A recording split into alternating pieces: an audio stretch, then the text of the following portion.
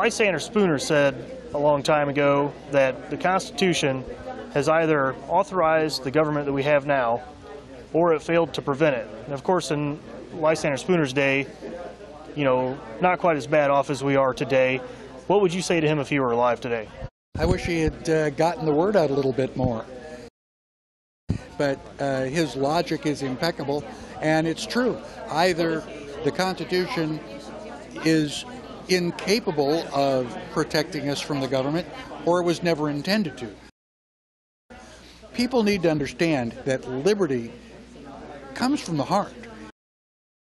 We don't need the piece of paper. The piece of paper doesn't do anything except outline a list of ideas. But we have to be honorable enough to uphold those ideas. Americans don't have the integrity that we need to really live in a free country. We can point at Washington, D.C., we can complain about all the things that they are doing, but the real source of liberty is we, the people.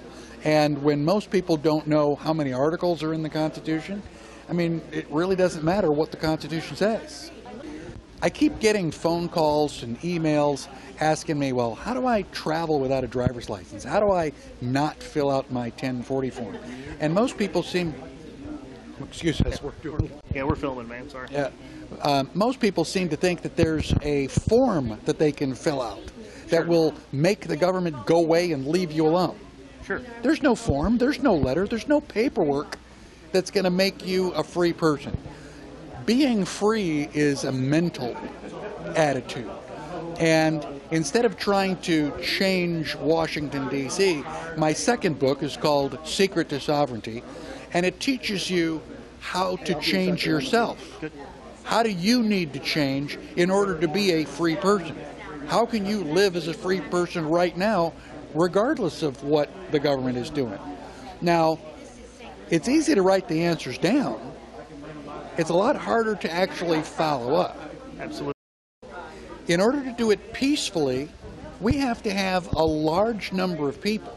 We can't have people sitting on the sidelines. We have to have everybody get involved. Okay? If people won't get involved, the smaller and smaller the group, the more likely it's going to be that it's going to require violence. Right. You know, one person can't stop the crowd unless they're using a gun. And so it's not up to me. It's up to the people. If the people step forward and participate, then there's a possibility of doing it peacefully. 20 years ago, if you told me that we were going to have a Patriot Act, I'd have laughed at you. Right. I'd have told you were crazy. The American people would never tolerate the Patriot Act. But they did. I never would have believed that we would tolerate the Military Commissions Act, which basically eliminates, you know, habeas corpus. But we did. We've got all of these different things. We've got the Homegrown Terrorist Act, right, which makes anybody who runs around the country saying that most of what the government does is unconstitutional a homegrown terrorist. I am going to continue fighting for liberty. If I'm the last guy alive, I will probably die in a hail of gunfire. Okay? But when I die, liberty is no longer my problem. That's right. Given my experience over the last 30 years, Americans are lazy. They don't want to get involved. They really don't care. You know, they say that they want to take my class, but they don't want to pay for it. They say that they want, you know, freedom, but they don't want to change their lifestyle at all. Right, right. And so, you know, I've been with, you know, the liberty movement for so long, and all I see is apathy. You know, the people who are complaining the loudest are the people who are doing the least about it. So if the trend continues, these people are going to continue to not do anything about it, and we're going to have violence. I mean, I hate to say that, but it's because people are lazy and apathetic. Yeah, I'll agree with that. And I got to say, Michael, being in here with you and listening to your talk and listening to what you just said now, you know, it really makes people think. And I think if people watching this video and also myself standing here, I'm sitting here thinking, what have I done? You know what I mean? You want to answer that question like, I wasn't actually apathetic, but was I? So I think it's very convicting for somebody like you especially to be going around talking to people, and I appreciate that, the fact that you're doing that. I want to thank you on behalf of the Liberty Movement for what you've done. I'm not giving the speech so that I can hear you applaud for me. I'm not in this for, to make myself feel good. I'm in this to make a difference. I can't make a difference by myself. And if my speeches don't motivate people, don't drag them off the sofa, have them turn off the TV and get involved and actually do something, then I may be really passionate, but I'm not motivational at all. But it's up to the people of the United States to decide whether they really care. Most of what our government does is unconstitutional. I find that unconscionable and totally unacceptable. And I've been working at this for 30 years. Absolutely. If we don't have a lot more support than we've got right now, the bad guys are going to win. But don't go looking for me at the FEMA concentration camp. Don't go walking up and down the fence to see if you can spot me. Don't go asking anybody if they've seen me, because I didn't make it. Yeah. I did not live long enough. Collateral damage. That's right. All that I do. It's so easy. It is so easy. I mean, how can you argue with the Constitution? How can you argue with private property rights? Nobody in their right mind would argue with that. And if I can get into the debate, I mean, I won the debate against two principled libertarians. How could I lose against the Democrats and Republicans? The hard part is not going to the White House. The hard part is going to be getting into the debate. And we can do that. We can do that. I am very excited about our possibilities. If I can get into the debate, I will win the debate. I'd like to share a quote from George Washington. Government is not reason. Government is not eloquence. It is force. And like fire, it is a dangerous servant and a fearful master. Anytime the fire is in the fireplace, it is a good fire.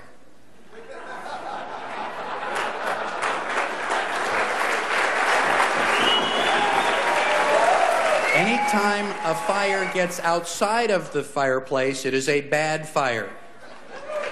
Conversely, anytime the government stays within the limitations of the Constitution, it is a good government. Anytime the government is outside the Constitution, it is a bad government, and it is time for us to stomp it out.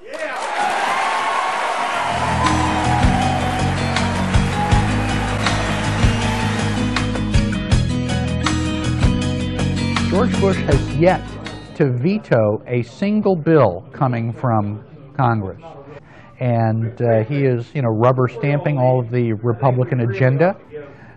But that is not the role of a president. Any law that is unconstitutional that he, has signed into law is a violation of the Constitution.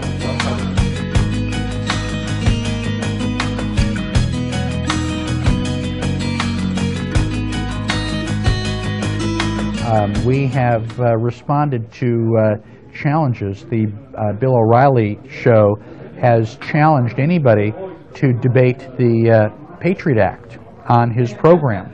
And within 30 minutes, my volunteers responded accepting Bill O'Reilly's challenge. To date, and it's been several days, Bill O'Reilly has yet to respond. I was supposed to be on Bill O'Reilly's program. Unfortunately, 4 hours before we got to New York to be in the studio, his producer called and canceled. All right, so they had late breaking news. Well, a few weeks later, O'Reilly made the challenge on the air that he would challenge anybody to a debate on the Patriot Act.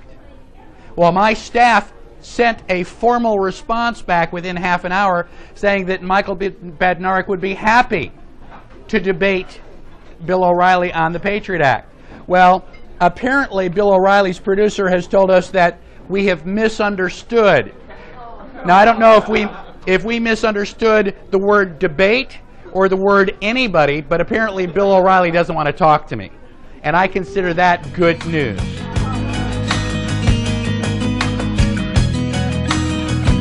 Imagine George Washington talking to the troops at Valley Forge.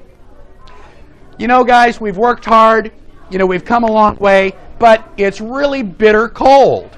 I mean, we're freezing to death. We have no, shoes on, and he's going to expect us to take a boat ride in this kind of weather. And even if we did, there are 600 Hessians on the other side. So we gave it a good shot. You know, let's go back and we'll have tea and coffee, back in Monticello or something like that. Mount Vernon, excuse me. Imagine, if you will, Patrick Henry calling Thomas Jefferson, on the telephone. Hey, Thomas, I've got this really great idea. We're going to tell the king that, it's really not fair for him to pick on us because England is so much more powerful. And, we're going to basically beg for leniency, and it all ends up with, give me liberty, please. Does that even resonate with anybody? Now, how about the soldiers who invaded the beaches at Normandy? Do you think they sat around and said, well, gosh, you got all these machine gun nests, all that barbed wire, this is pretty dangerous, I don't think we ought to go? How about all those people who literally fought for liberty? I am doing everything I can to get the message out and to fight for liberty, just like the Founding Fathers. When they wrote the Declaration of Independence, they concluded that document by dedicating their lives, their fortunes, and their sacred honor. John Earhart and I have dedicated our lives, what little fortune we have, and our sacred honor to take this campaign all the way to the election. The question is, if you were there in 1776, would you have signed the Declaration of Independence? Would you have signed on the dotted line knowing that you were possibly signing your own death warrant? How much are you willing to do for liberty? Would you like to see a government where we eliminate the IRS and let people keep their money?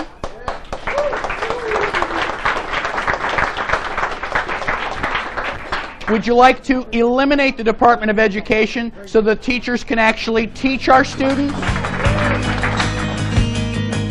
I mean, I've had Democrats and Republicans come up to me and tell me explicitly that they are dissatisfied with their own party. They make promises during the campaign and they get in and just continue to do the same old stuff. They are looking for another alternative. Fairly convinced, and I think that 50% of the American people are convinced, that we didn't have enough information to go into Iraq. Clearly, the White House administration is trying to shift the blame to the CIA, indicating the CIA gave them faulty information. So I don't know what the president knew or what the president believed. But I am also aware that the CIA claims that they tried to indicate that this was, marginal information and it was not hard and fast intelligence. Now that we stand at the position that we do, I think that it would be more appropriate for George Bush to, develop an exit strategy to bring our troops home, as I promised to do if I am elected. John Kerry is on record as promising to send more troops to Iraq. So to say that Kerry is less in favor of the war should not be construed to mean that he is opposed to the war.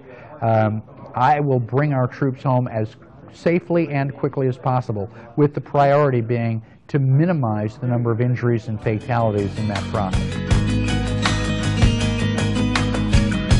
Well, both the Bush and Kerry administration are strongly supporting the return of the draft. The military already has a stop-loss program, so that people in the military who are supposed to get out, their term of duty is over, the military is rejecting that. It's not honoring that and said, I'm sorry, you know, you're in, you don't get out unless we let you out.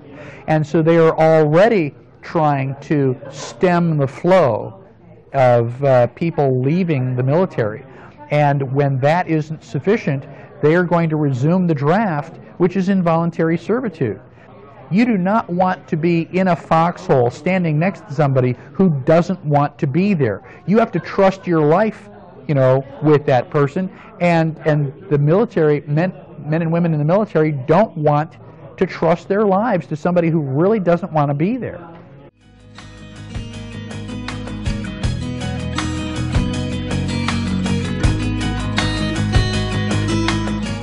Within a month after September 11th, Americans voluntarily contributed $5 billion to the people of New York because they understood that a terrible tragedy had occurred, and they empathized with that.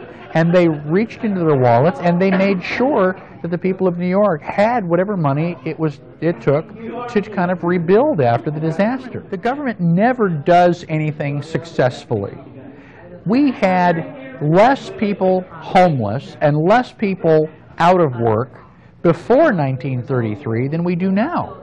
When the government promises to give people all this money, there's a disconnect between the people who are giving the money and the people who are getting the money. In a much better system, when your neighbor is out of work, if you are concerned about your neighbor, you'll bring them in, allow them to sleep on the couch, give them a hot meal. But the assumption is that your neighbor is going to be out looking for a job. If your neighbor sits on the couch and starts watching TV all day, it's not going to be long before you basically kick them out on the street because they are not trying.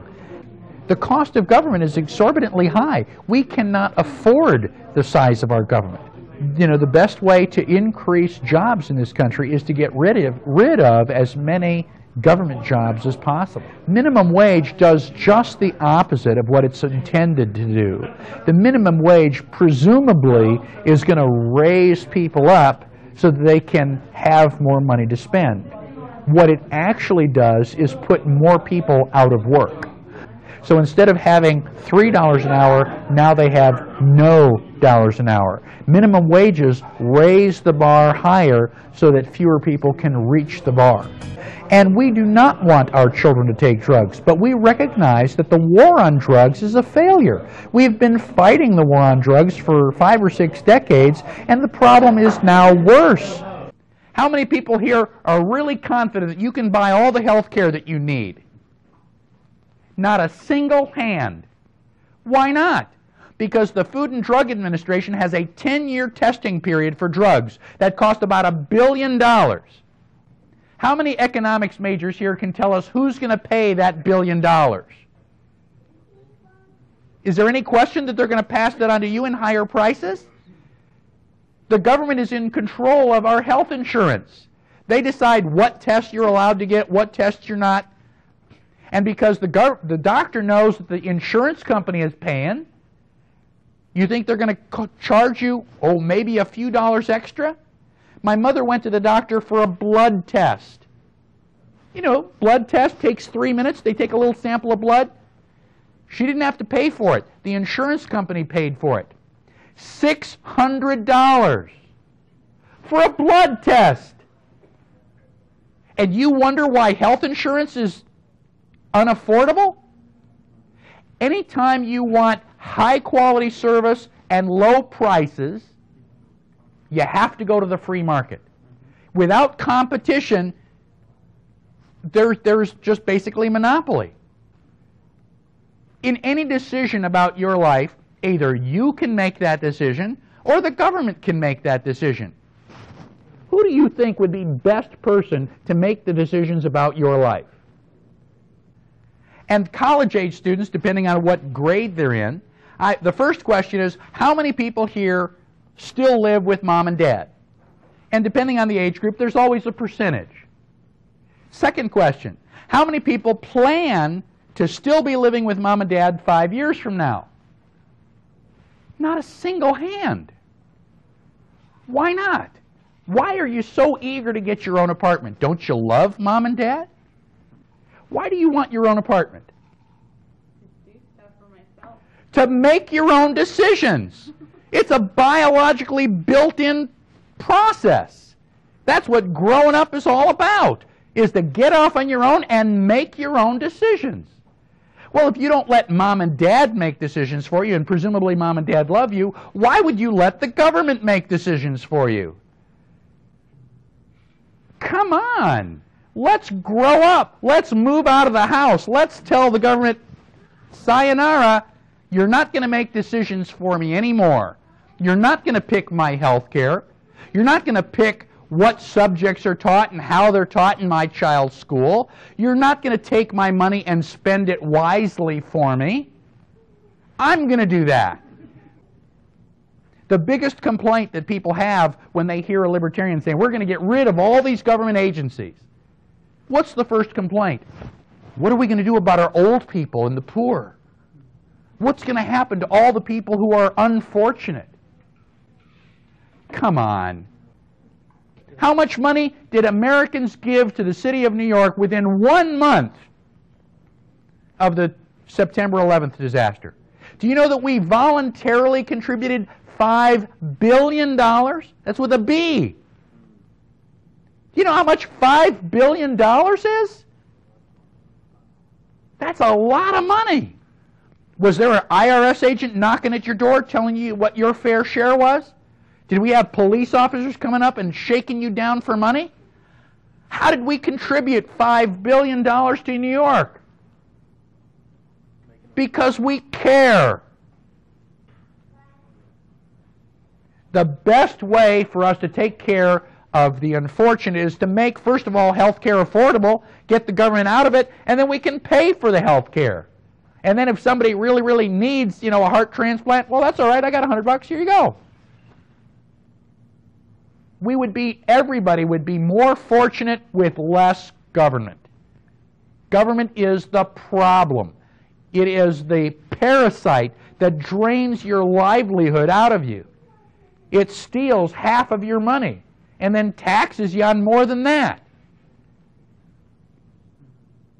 If we really want liberty, we need to go out and get it. We need to take it, because nobody's going to give it to us.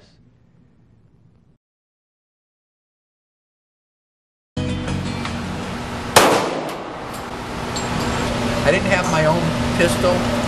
I have a .45 Colt Gold Cut at home, which I have become very fond of. And it has a very sensitive trigger, and I'm able to, because that's the one that I'm used to. So this is an excellent weapon, but lack of practice and just unfamiliarity with the weapon, my pattern was scattered. I just want everybody to know that 20,000 gun laws in the United States are unconstitutional. They infringe on your right to protect your life, the lives of your loved ones, and your property. And if I get elected to president, all of those are gone. You will be. I pray for my country and for friends and family,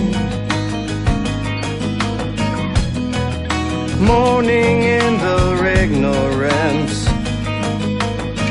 while staying safe within a dream.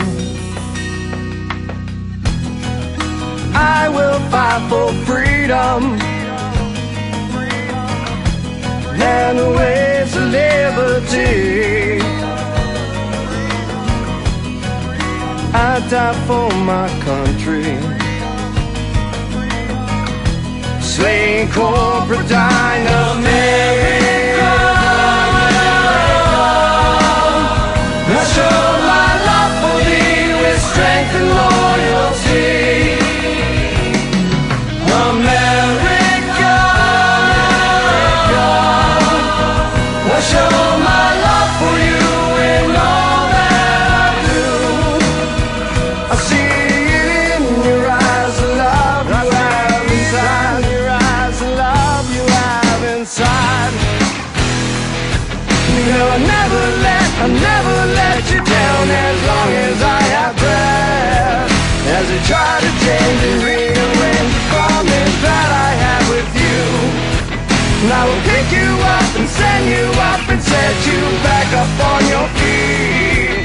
After all I've left and no one's left, I will always be there. And be there by your side and never let you down.